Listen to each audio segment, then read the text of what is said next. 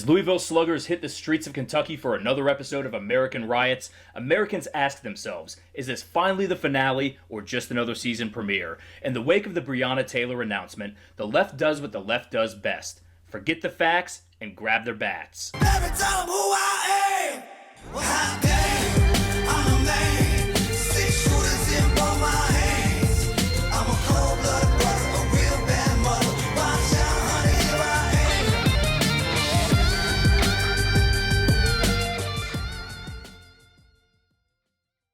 In a turn of events as predictable as the morning sunrise, riots have broken out all over America in the wake of the announcement that the officers in the Breonna Taylor shooting will not be charged for her death.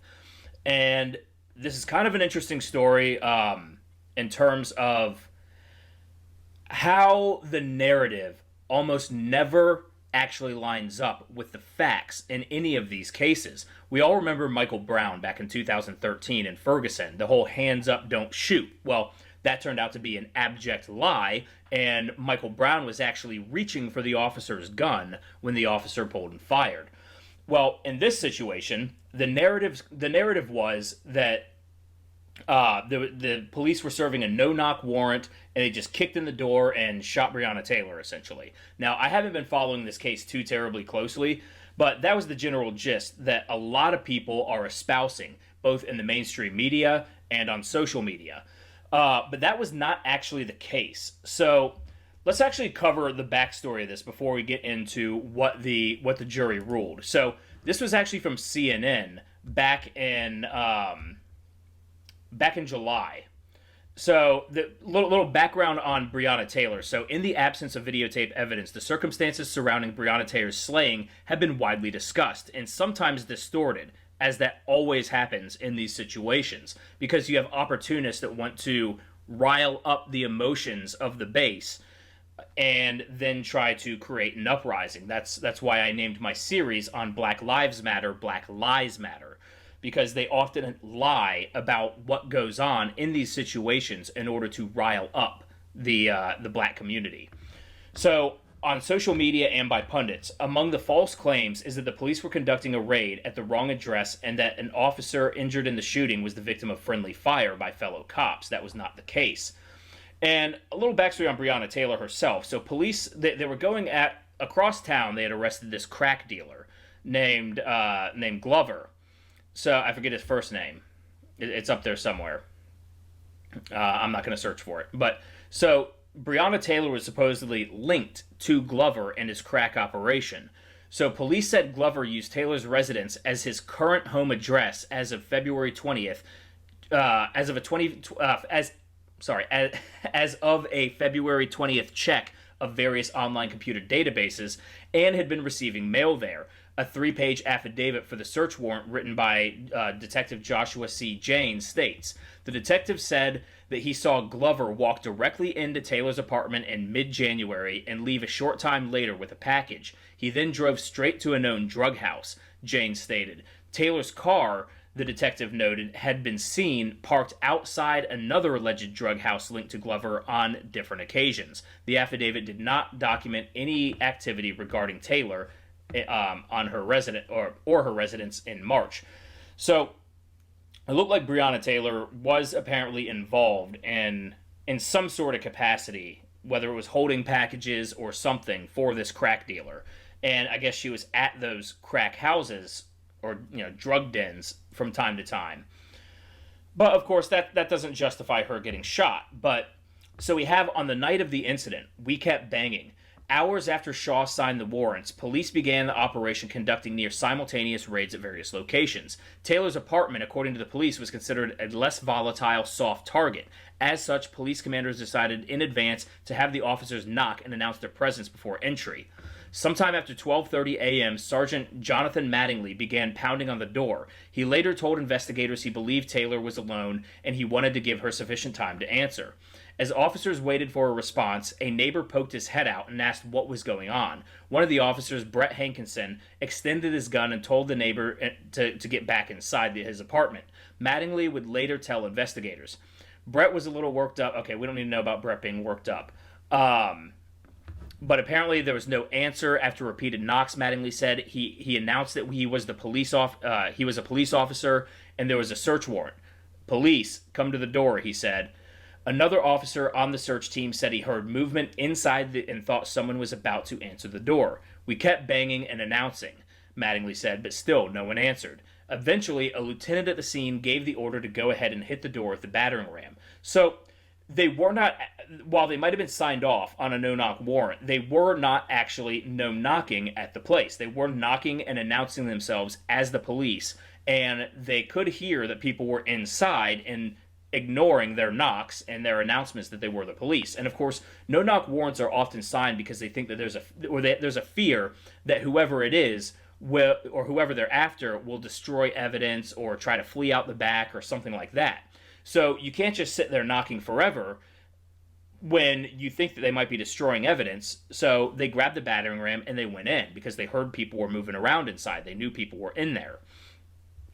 So Taylor had been watching a movie in bed with her boyfriend, Kenneth Walker, when she drifted off to sleep beside him. Walker told the investigators he heard banging at the door after midnight, and his first thought was that it was Glover.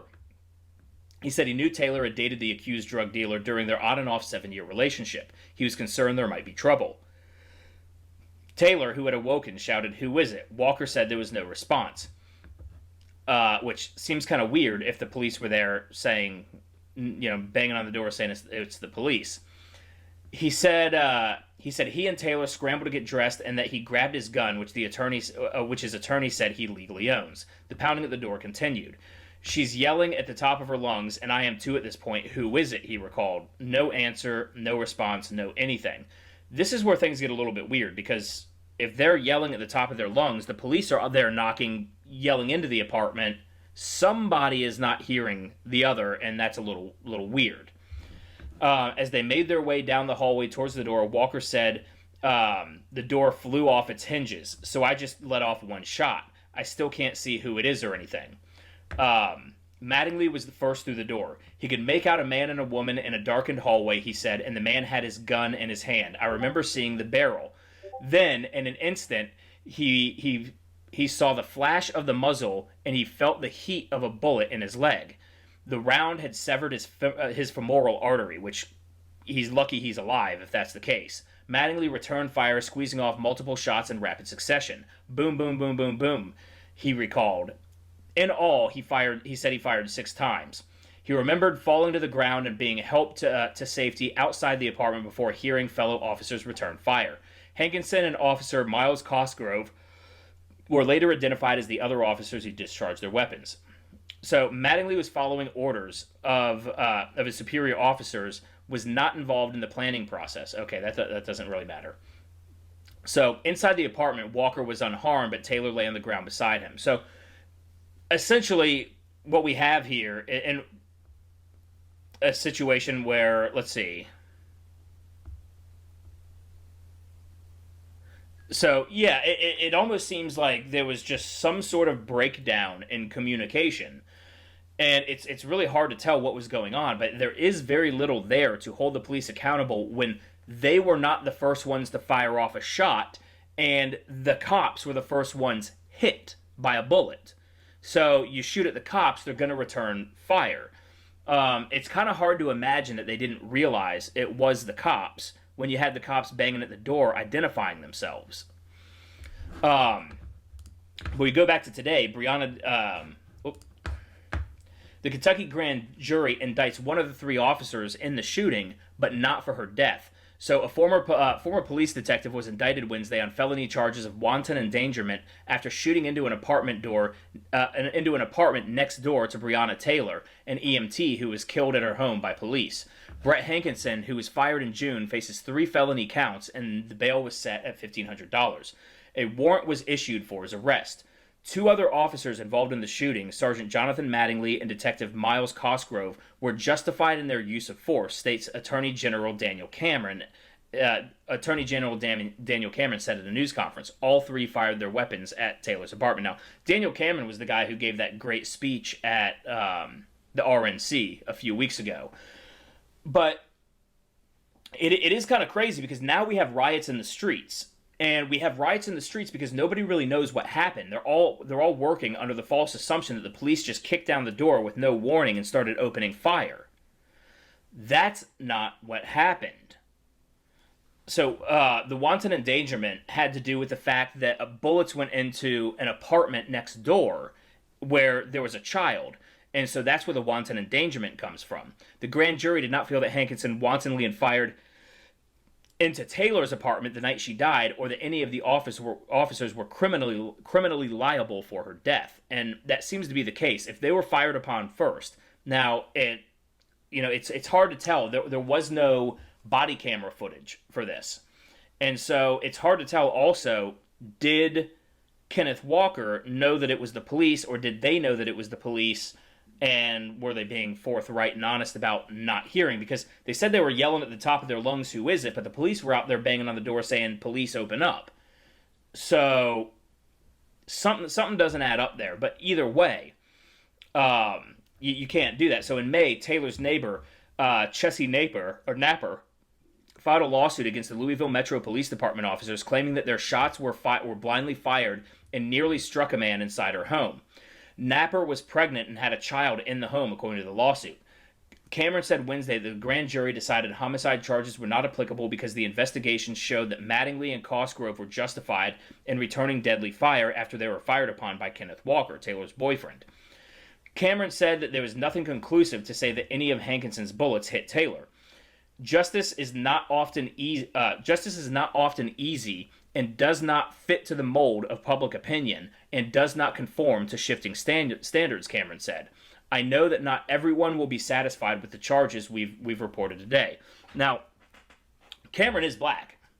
If you didn't see him speak at the Republican National Convention, and he's right though. This is a very sound take. Justice isn't often easy, and it doesn't fit the mold of public opinion, and it doesn't conform to shifting standards, especially when public opinion is shaped by misinformation. And I found it really interesting that even CNN was able to get it right.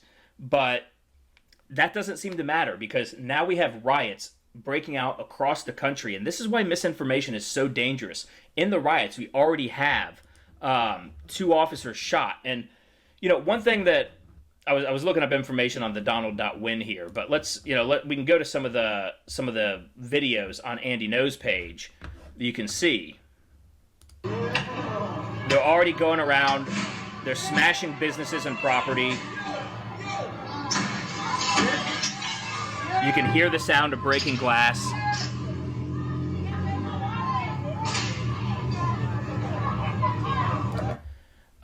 Just scrolling through, they're setting brush fires all around.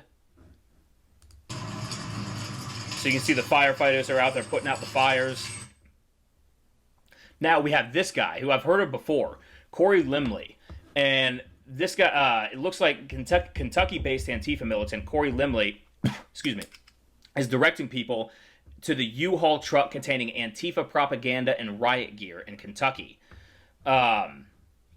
Now, this guy Corey Limley, he is a violent militant extremist, and we can see here that from Corey Limley, I will keep promoting violence against anyone promoting, advocating, or aligning with conservatives, racists, fascists, capitalists, and anyone else who plays a role in oppressing the most vulnerable.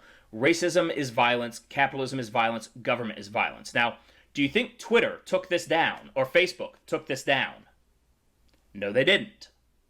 But will they take down people like the Proud Boys? Absolutely. So this is more of the ideological. The left is aligning, and I'm actually I've been talking with this group right now that is looking to organize on the right similarly, not to attack these people or anything like that, so the right can be organized and ready if somehow communications go down, anything like that. I'm gonna have more on that coming soon. But you'll be hearing more about that coming up. So this Corey Limley guy, and we can see him here. He's got his rifle, and he's talking about looking at history and how oppressive America is. Obviously, he's never been to any other country in the world. And we can see here they are pelting police officers.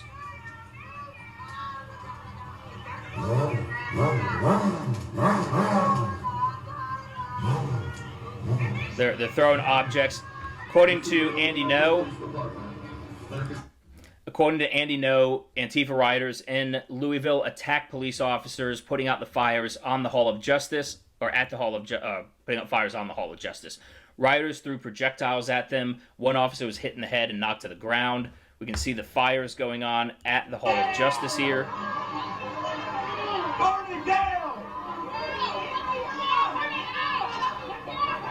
You can hear they're all chanting to burn it down. Oh yeah, and here, this is not necessarily related, but the city of Portland denies a rally permit for the Proud Boys City Council. For the Proud Boys City Councilwoman Amanda Fritz, who oversees city parks, said Saturday the right-wing gathering would violate social distancing rules. Right, after all the riots they've had in Portland, the Proud Boys can't be there because social distancing. Ideological implementation of the rule of law. That is what we're seeing. And we can already see here, before the sun even set,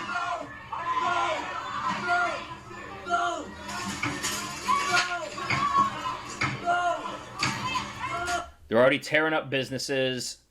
They're going around. Here, protesters surround a man trying to defend his business and begin smashing the windows.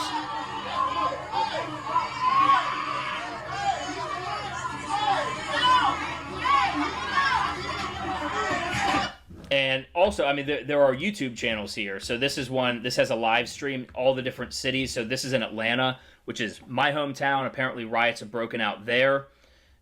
You can see, I mean, massive, massive gatherings. This could end up being worse than the George Floyd riots. And I'm a little concerned that this is, you know, the Democrats have got to be running scared right now because they own these riots. They were backing them and supporting them. Look at how many people are out there. That is a massive, massive crowd of people. And they are going to get very, very destructive. And the Democrats now own these riots because they were supporting them. They did not... It took them months to even denounce the violence of these riots. So at this point, they're theirs. And they have grown out of control. The Democrats were wielding a weapon that was too powerful for them to control. So, yeah, things are going to get really crazy. And now, one thing that I think is actually even crazier, if you look at here on the Donald.win. So, I just heard on a live stream the phone number to call if you get arrested in Kentucky for free bail. I called it to confirm. This isn't a LARP. Is 502-694-9454. And I actually called it. And I'll call it for you guys so you can see. This is legitimate. So... I don't want to reveal any names in my phone. But you've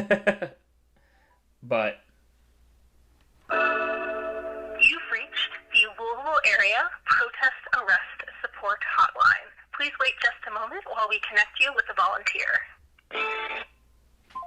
So you can hear they have a protest support hotline set up that is going to be for bailing out the rioters after they smash and destroy after they smash and destroy people's properties. And I'm sure there's going to be... We've already had 2 cops shot. Don't know how they're doing yet. But it is... I think this is just another season premiere. I don't think this is the finale. So, between this and the death of Ruth Bader Ginsburg, the left is... all they need is an excuse, and they start rioting at this point. And they've got their excuses, and the riots are happening... So, be safe out there, people. So, anyways, that's the video. Go ahead and hit the like button if you haven't already. Subscribe to the channel if you haven't already. Hit that notification bell if you haven't already, because we all know it's voices like mine that are first to get taken out back and old yellered by the folks at Big Tech. And speaking of, if they do happen to kick me off of YouTube, I am on BitChute and Rumble as well. So make sure you look me up on there, so that if I happen to get kicked off of YouTube, you will be able to continue seeing my videos. Now, I will need a following on those, or it won't be worth me doing all these videos. Also, follow me on Facebook, Twitter, Instagram, and Parler at Ram Thorburn. And if you would like to contribute to the channel in any way, there are links to my Subscribe Star, Patreon, and PayPal down in the description below. Anyways, guys, thank you very much for watching, and I hope you have a wonderful day.